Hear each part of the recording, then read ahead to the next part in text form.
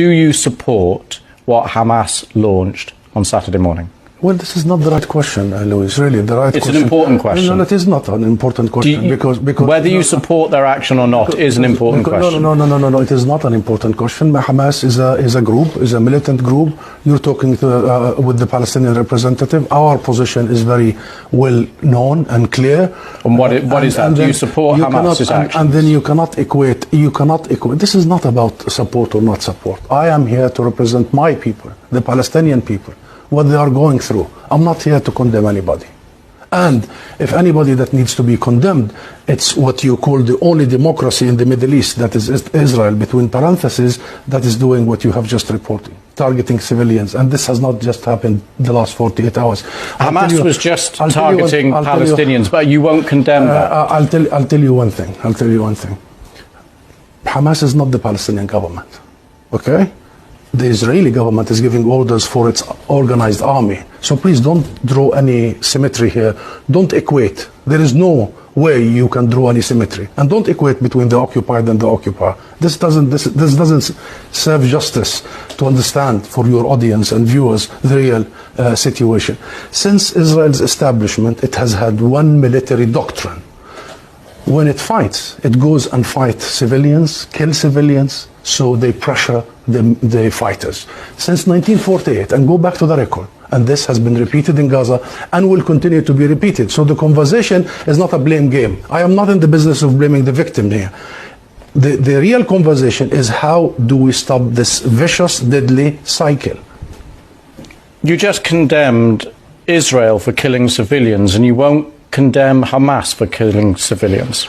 How many times you have interviewed Israeli officials, Louise? Hundreds of times.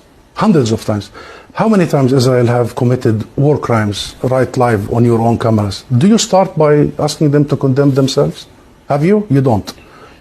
No, I'll answer that question. You don't. You know why I refuse to answer this question? Because I refuse the premise of it. Because at the very heart of it is misrepresentation of the whole thing. Because it's the Palestinians that are always expected to condemn themselves. I mean, come on, this is a political conflict. We have been denied our rights for a long time. So this is the wrong starting point. The right starting point is to focus on the root causes, is to try and get out of this extreme dark tunnel, as opposed to this business by BBC and the mainstream media for 75 years. You bring us here whenever there are Israelis who are killed. Did you bring me here when many Palestinians in the West Bank, more than 200 over the last few months? Do you invite me when there is such Israeli provocations in Jerusalem and elsewhere? Because what Israelis have seen, which we started by saying tragic, the last 48 hours, the Palestinians see every day for the last 50 years. You know the situation in Gaza, you've just described it. This is the biggest open-air prison. Those people, 2 million, have been taken hostage by Israel for the last 16 years. So I'm saying this just to say, Louise, perhaps this is about time we abandon this rhetoric, very dangerous, this framework, and we start giving people the real ugly truth sometimes. What is the solution in your eyes? International law. That's it. What does that mean? The equal application of international resolutions and law and legitimacy, as you did in Ukraine. Would you bring the Ukrainian ambassador here and start asking him to condemn some of his fighters?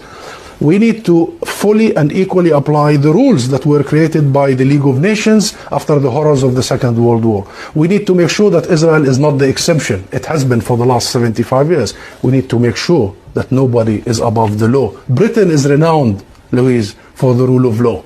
I think that's the solution.